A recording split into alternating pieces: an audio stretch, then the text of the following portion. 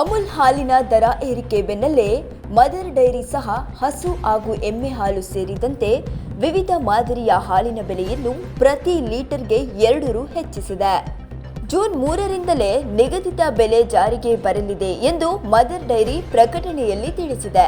ಪ್ರಸಕ್ತ ವರ್ಷದಲ್ಲಿ ಇದು ಮೊದಲ ಬಾರಿಗೆ ಬೆಲೆ ಏರಿಕೆಯಾಗಿದೆ. ಯಾವ ಮಾದರಿಯ ಹಾಲಿಗೆ ಎಷ್ಟು ಬೆಲೆ ಏರಿಕೆ? ಟೋಕನ್ ಮಿಲ್ಕ್ 52 ರೂಪಾಯಿನಿಂದ 54 ರುಗೆ ಹೆಚ್ಚಿಸಲಾಗಿದೆ. ಇನ್ನುಳಿದಂತೆ ಟೆಟ್ರಾ ಪ್ಯಾಕ್ 54 ರೂಪಾಯಿನಿಂದ 56 ರುಗೆ, ಹಸುವಿನ ಹಾಲು 56ರಿಂದ 58 ರುಗೆ, ಕೆನೆ ಹಾಲು 66 ರುಯಿಂದ 68 ರುಗೆ, ಎಮ್ಮೆ ಹಾಲು 70 ರುನಿಂದ 72 ರು ಹಾಗೂ ದೊಡ್ಲ ಪ್ಯಾಕೆಟ್ ಹಾಲಿನ ದರ 48 ರುನಿಂದ 50 ರುಗಳಿಗೆ ಹೆಚ್ಚಿಸಲಾಗಿದೆ. ದೆಹಲಿ ಎನ್ಸಿಆರ್ನಲ್ಲಿ ಪ್ರತಿದಿನ ಸುಮಾರು 35 ಲಕ್ಷ ಲೀಟರ್ ತಾಜಾ ಹಾಲು ಮಾರಾಟ ಮಾಡುತ್ತಿರುವ ಮದರ್ ಡೈರಿ 2023ರ ಫೆಬ್ರವರಿಯಲ್ಲಿ ಕೊನೆ ಬಾರಿಗೆ ಹಾಲಿನ ದರವನ್ನು ಹೆಚ್ಚಿಸಿತು.